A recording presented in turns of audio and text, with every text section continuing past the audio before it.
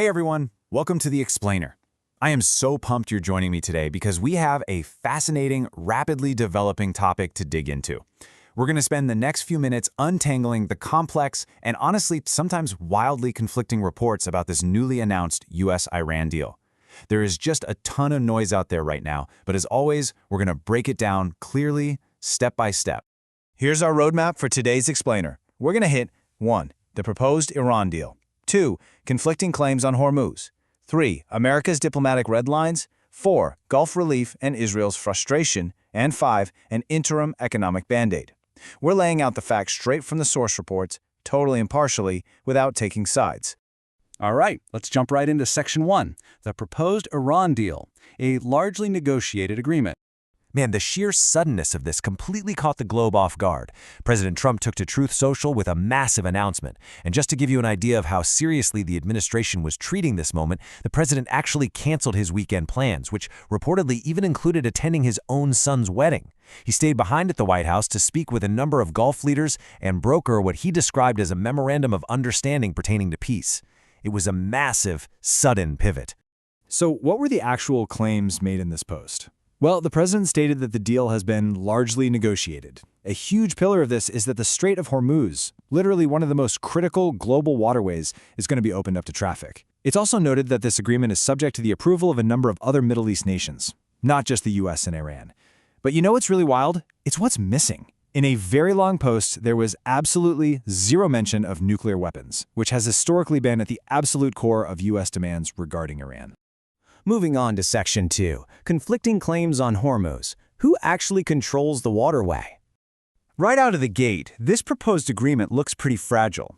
President Trump definitively claimed the Strait of Hormuz will be opened, but almost instantly, Iran's state media pushed back. The Fars news agency claimed the strait would remain under Iranian management. Obviously, that is directly contrary to the American announcement.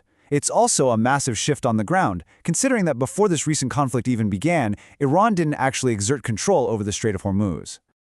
To really get Iran's posture here, we've got to remember where this messaging is coming from. Fars News is directly affiliated with the Iranian Revolutionary Guards. Ray Takei, a senior fellow at the Council on Foreign Relations, offers some fantastic insight on this.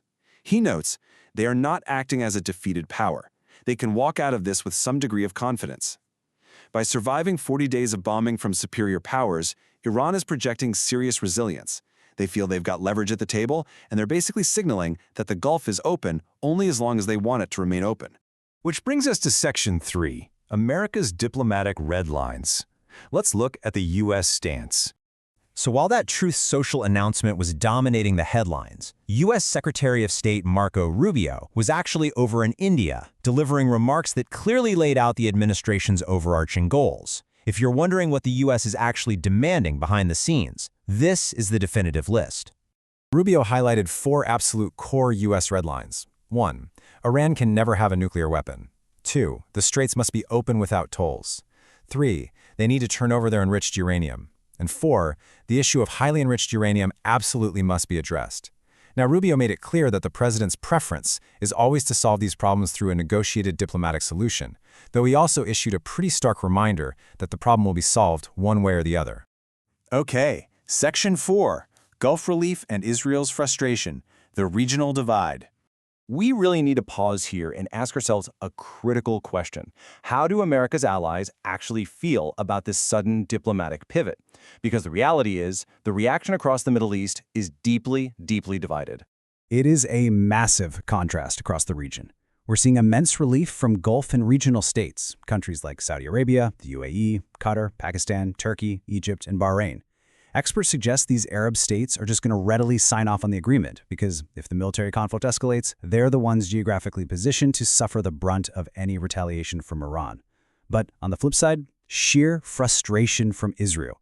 From Israel's perspective, this deal is highly problematic because, sure, it stops the immediate conflict, but it leaves all those thorny issues like nuclear enrichment completely unresolved. They feel totally sidelined. Just look at how fast this dynamic shifted across a very short, dramatic timeline. At the start of the war, the US and Israel were viewed as equal partners. It was pretty widely accepted that Prime Minister Netanyahu talked the US into launching this campaign, with both maybe even seeking sweeping regime change. But skip to this week. Reports indicate there was a highly tense phone call where the U.S. laid out this new diplomatic path. Netanyahu was reportedly incandescent. Literally, his hair was on fire over being steered away from striking Iranian regime sites. And look at where we are today. Israel is apparently so cut out of the information loop that they're relying on their own intelligence assets in Iran and friendly regional leaders just to get updates on the deal. Finally, Section 5, an interim economic band-aid, punting the thorny issues. Let's bring back Ray Take from the Council on Foreign Relations for a second, because this quote perfectly summarizes the reality on the ground right now. He says, "This will be the interim measure to relieve economic stress on both countries and the global economy." Think of this deal like a giant pressure valve. The cessation of maritime traffic in the Gulf has been heavily taxing the global economy. Both the Americans and the Iranians, along with all those regional states we just talked about, they are desperate for that maritime traffic to resume because those supply chain bottlenecks impact prices everywhere.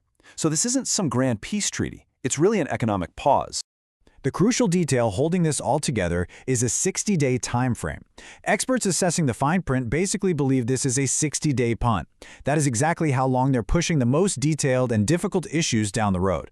The actual management of the waterways, total disarmament, the nuclear facilities, none of that is actually resolved in this memorandum. It's just delayed. And that leaves us with one final massive question. Will this 60-day interim deal lead to lasting peace or just delay an inevitable conflict?